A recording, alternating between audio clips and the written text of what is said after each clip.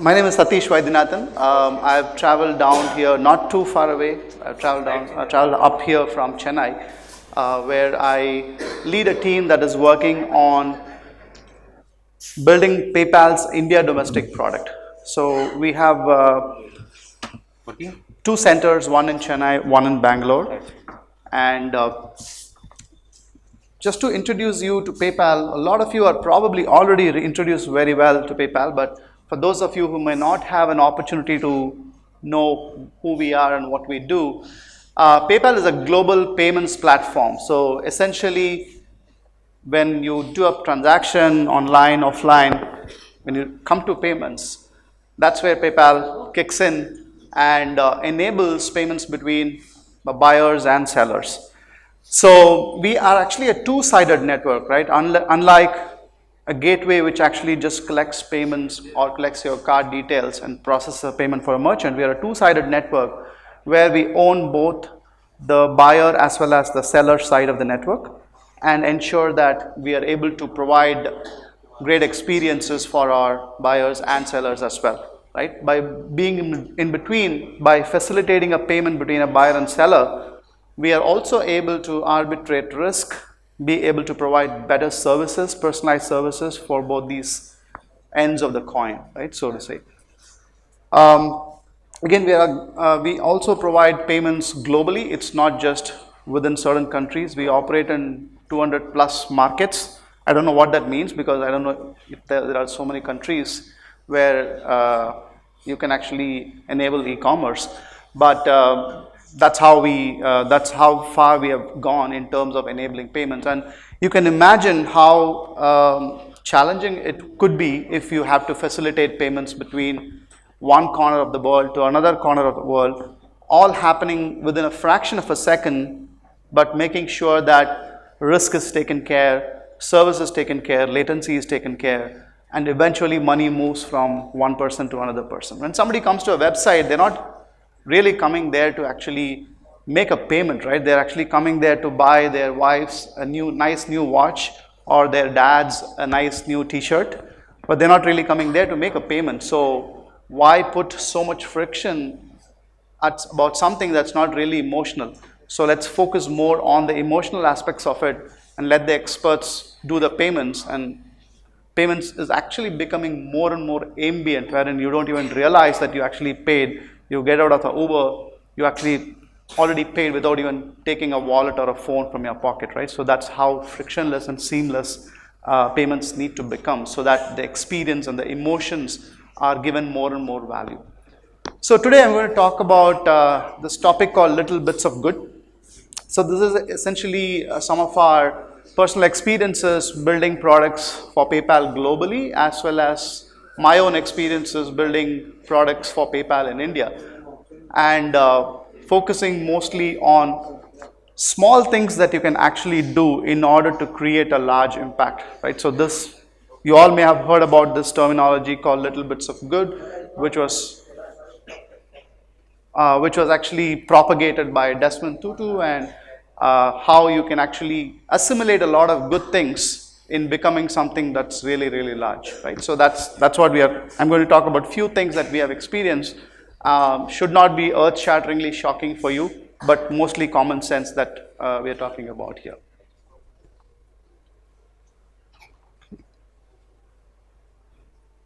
Okay, so experience economy. How many of you have heard this terminology called experience economy? Not many? Okay. So in fact, this terminology has been existing for over 20 years now. So where we moved from agriculture-based economy to industrial civilization to now we are all predominantly in experience economy, where great experiences would enable brands to prosper. Great experiences will enable money to move from person A to person B. So while we were starting to build PayPal, so PayPal, as you know, we have been operating globally, but then predominantly we have existed in emerged or developed countries, so to say. So most of our products we had to bring to developing countries or emerging markets like India there is a lot of things that we have to undo because the learnings that we get from the local markets were very different from what we have acquired over the many years that we have serviced global markets as well, right? So I'll quote a couple of examples as part of our Follow Me Homes, where we actually go and do a lot of customer studies to ensure we are learning more from the customer before going and building products. There are two experiences that I wanted to narrate, which actually were very interesting. So one such example happened in Jaipur, where we went to the house of a person who was just out of college, maybe a couple of years into his professional career.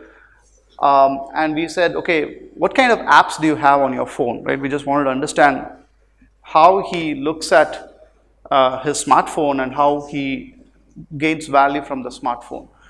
So he did show a lot of apps, and we kind of, towards the end of the conversation, he said that I look at my phone as a real estate, right? I'm a real estate agent owning a phone, and every single app that is occupying this real estate is actually renting space on my phone. And hence, every app that I have on my phone needs to pay me something. I need to get something back from each of these apps in monetary sense or in terms of value. Otherwise, obviously, I won't just have this app, because not everybody has, humongous memory in their phones to put in multiple apps. So they look at every app to predominantly even provide monetary value back to them in order to host something on their phone. So that's the experience that he is looking when he is interacting with technology, right? The second experience is where we went to a house in Delhi, a homemaker.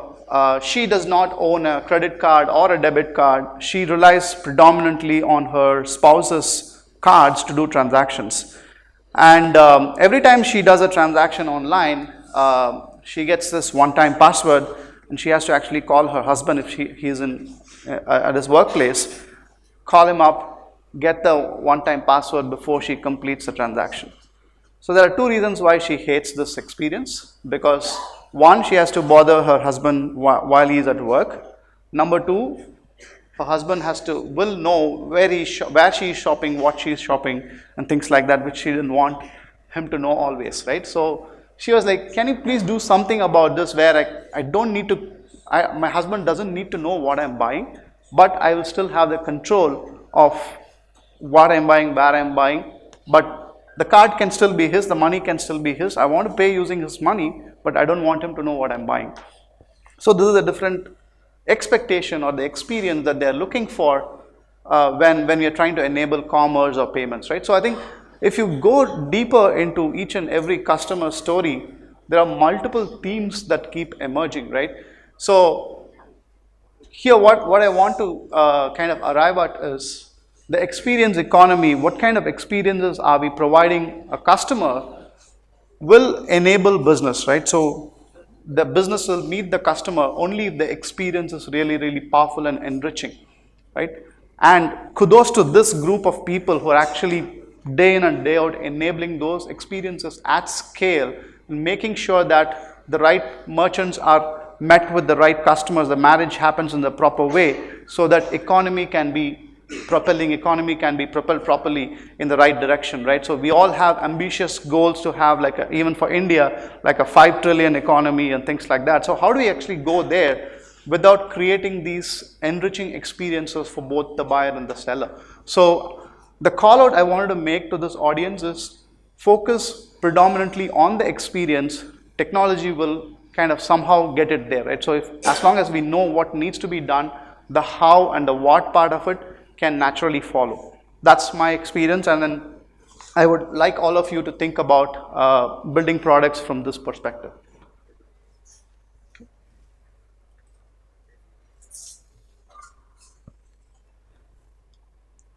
Sorry, is it gone? Okay.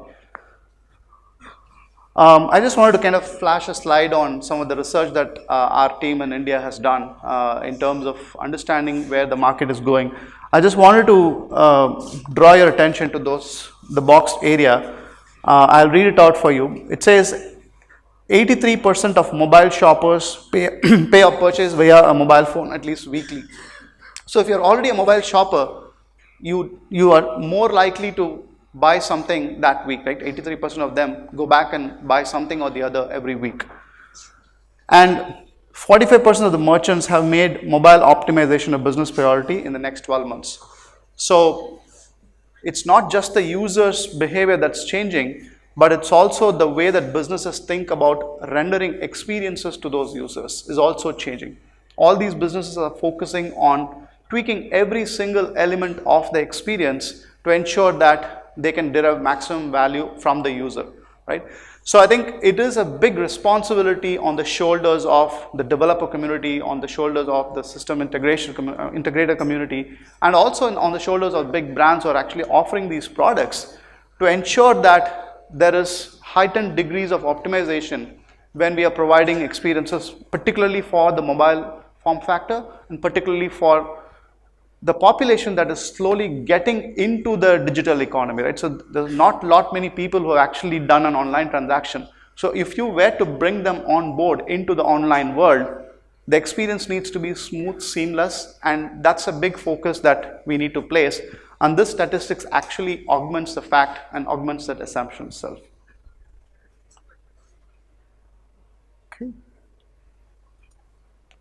Okay, coming to the little bits of goods itself. This is the experience, right? Latency already. Hard press. This way or this way? This way, right? Okay, good. So, trust is a foundation. So, in order to keep people online, make sure that people can actually get great experiences online, trust is the main underlying aspect of any transactions to happen online. Right? So you don't really go and do a transaction if you don't really trust the product or the seller, right? So these are something that we take for granted, but what we don't do often is, are we offering the control along with the convenience? Because we focus on feature sets, we focus on convenience of how those feature sets are rendered, but the amount of time and investment that we make in terms of ensuring those the convenience also comes with the right set of control, both for the buyer and the seller, is something that I would like to encourage you to think about.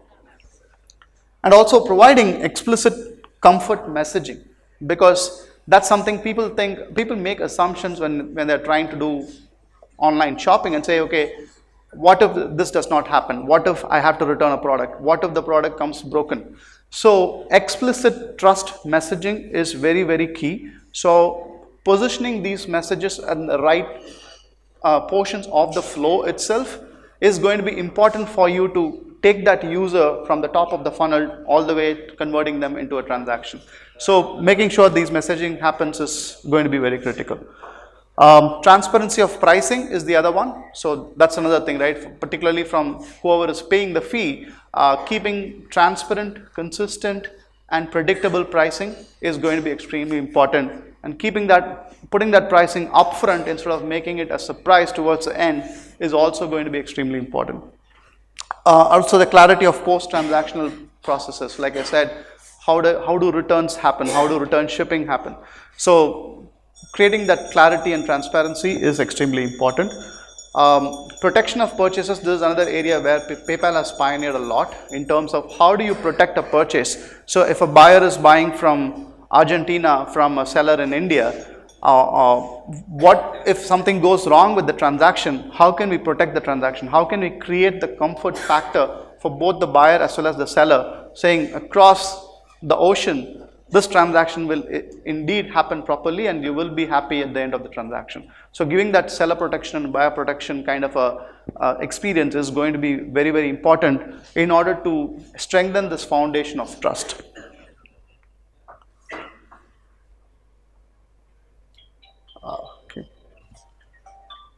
Okay. So the next one is the experience is the brand, right? So days are gone where people only go to websites or try to do shop online because of a brand only, right?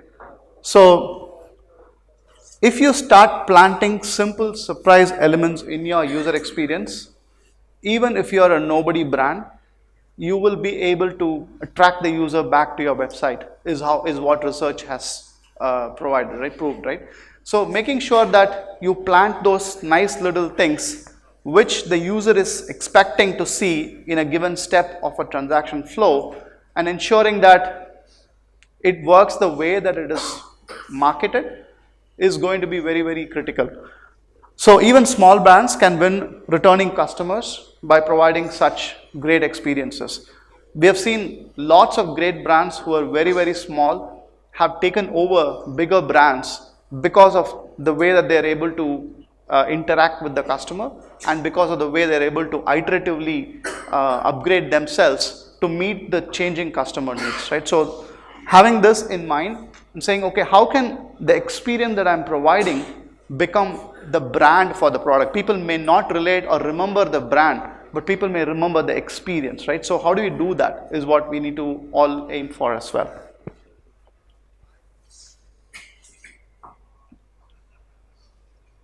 Okay. Style does matter. So obviously I'm not a UX specialist, but then what we have learned from our experiences is making sure that we provide some consistent styling of all our flows is going to be very important, particularly from a mobile form factor. Having something like this, having very different types of logos and colors and everything, is going to end up confusing the user at the end of the day. So how can we provide simple, seamless ways to be able to allow the user to choose, make those choices, is extremely important, right? Styles provide consistency, and styles also indicate a sense of confidence. Right? You know what you're doing, you know what you're asking the user to do, and then the engagement level of the user is a lot more amplified if you're able to provide that consistency and professionalism in the way that you style your websites as well, or your apps, right? So this again is something that most of us would have seen, and we do it time and time again at PayPal, is experimenting. So running experiments definitely gains a lot of confidence, because you do have a running business, you do have a hen that lays a golden egg. You don't want to provide new experiences which are really not fully tested. So creating an experimentation platform and having nice tools and configurability built into that experimentation will actually give you that power to experiment very quickly.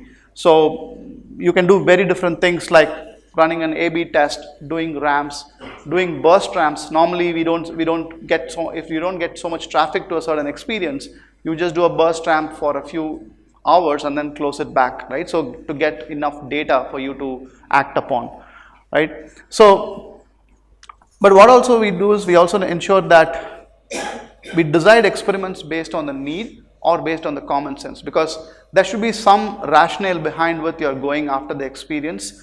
Sometimes building these experiments could be very costly as well. You may spend 1 or 2 months to build out an experiment, but eventually it could even fail, right? Because you spend that 2 months of energy, but eventually it fails. So how do you kind of take these experiments in an iterative manner so you can actually throw it in small sprints instead of waiting it out for a long time to build it and test it, is very, very critical to think about as you plan your feature sets as well. And but last but not the least, it is also for us to allow choice so that users finally have control, right? So in this screenshot, what is depicted is thanks to the mobileoptimized.org, so the team that has built several such case studies. I would encourage you to go and visit their website.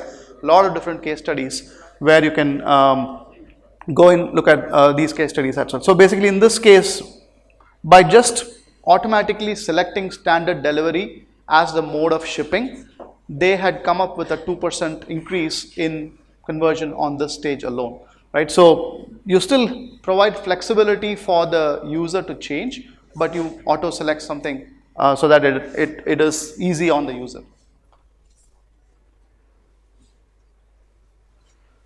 So this is another thing we learned the hard way. I personally learned the hard way. No feature is as important as your checkout conversion.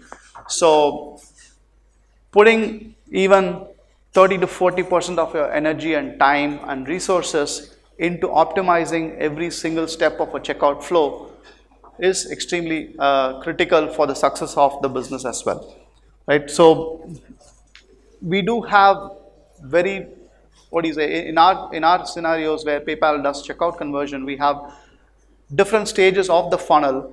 Each stage of the funnel has different subdivisions. So kind of the permutations and combinations of how many different things can happen during a checkout flow is simply overwhelming, right? So it requires a lot of focus, a lot of attention, a lot of planning to be able to cater to the big rocks, make sure those big ticket items are taken care of, and you slowly incrementally improve it, right? You can reach 99%, but 99 to 100 is going to be the toughest journey because it has a lot more variations and permutations.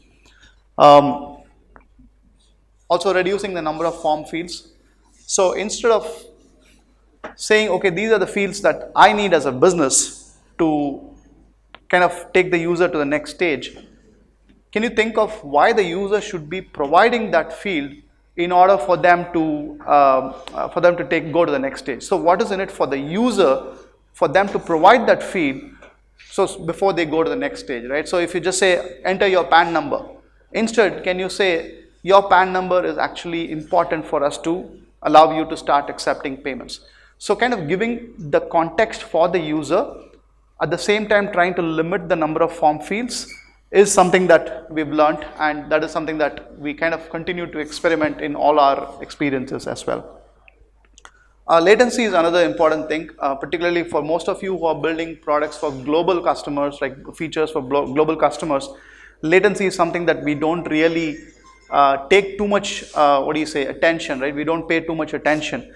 So particularly for emerging markets where there is high constraint on the infrastructure, high constraint on the mobile network, or even the comprehension that the user has in terms of how to understand a certain experience. When a spinner happens, some people don't even know what that means, right?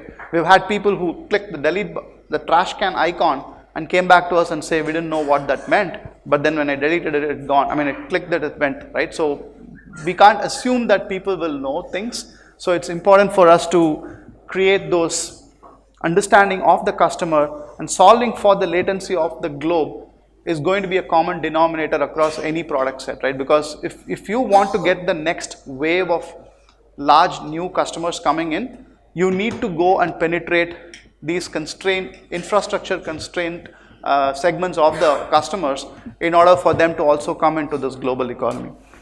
So this is an experience that I've shown here to the left, is what PayPal has, which is called PayPal's One Touch.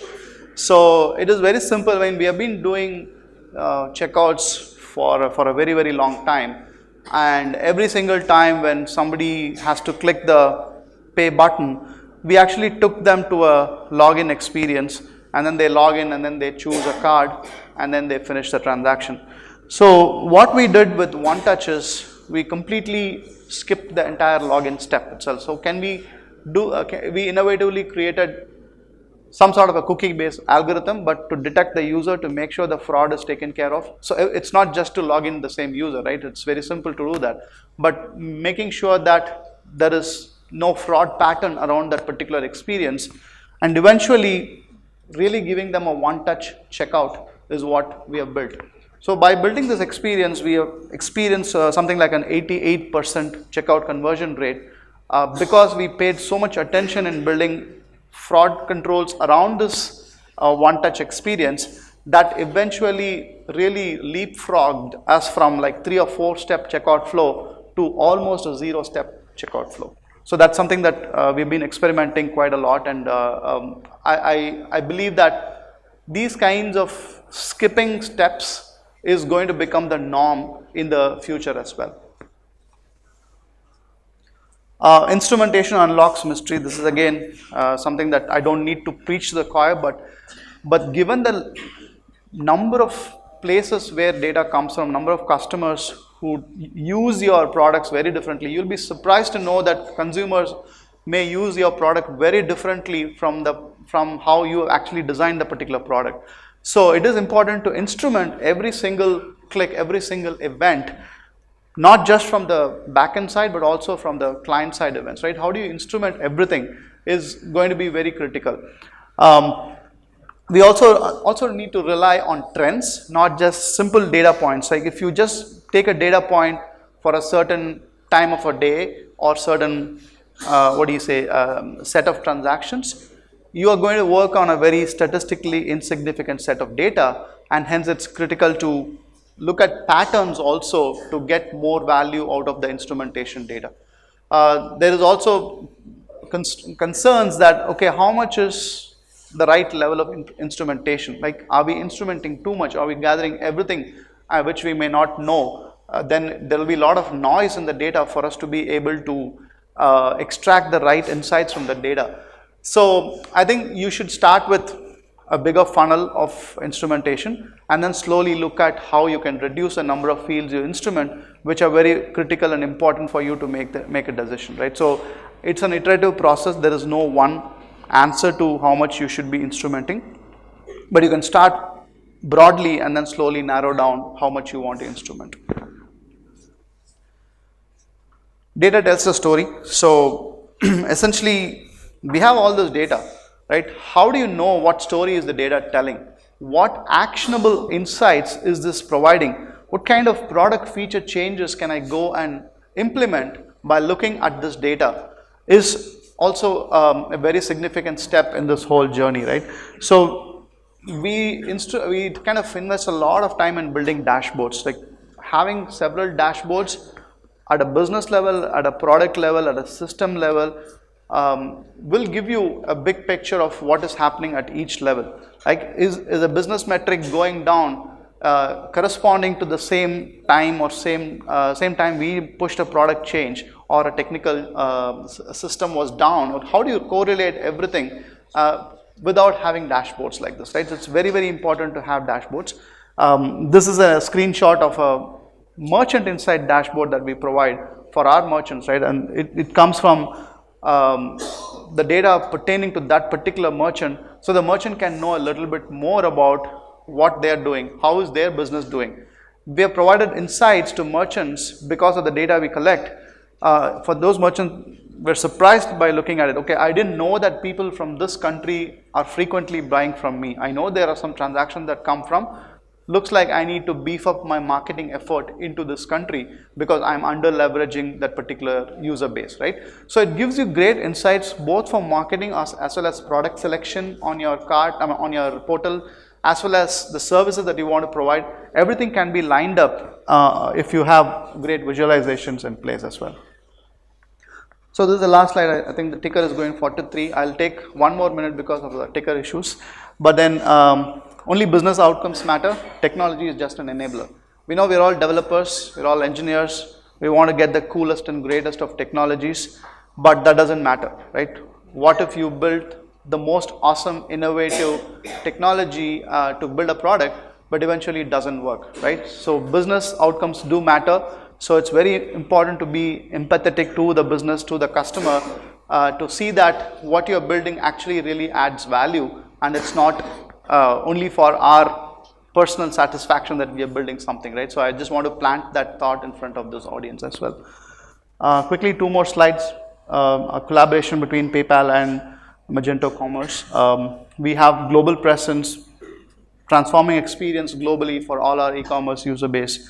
Again, both these companies are community oriented as well. So like how Magento has a community, PayPal has a community of developers on all our payment integrations as well. Highly performance driven, like I said, looking at data, looking at application performance, security, efficiencies, looking at all aspects of it so that the ecosystem can go as fast as it can by making all these things happen under the hood. So what's coming? So PayPal is heavily investing in India on collaborating with our system integrators. You will now have local people that can work with you in India itself without having to go to our global counterparts across the world. So you can work with local teams in India to get your system integration queries and requirements addressed. We're also trying to open up a partner portal. It's coming soon, but we will probably, once we launch, you will get to hear more about it, but please do look out for it. So we have a booth. Some of you might have visited the booth already. You can email us to channelpartners@paypal.com. That's a mail ID if you want to reach out to us for any of your queries. And we also have a fireside chat at 4:15 run by Naveen Mistry, who is a part of the PayPal's India business team. So he's going to talk to a couple of merchants to understand their experiences so that they can share their experiences with you. So please don't miss that session as well. It's at 4:15 p.m. this afternoon. All right. Thank you so much for your time.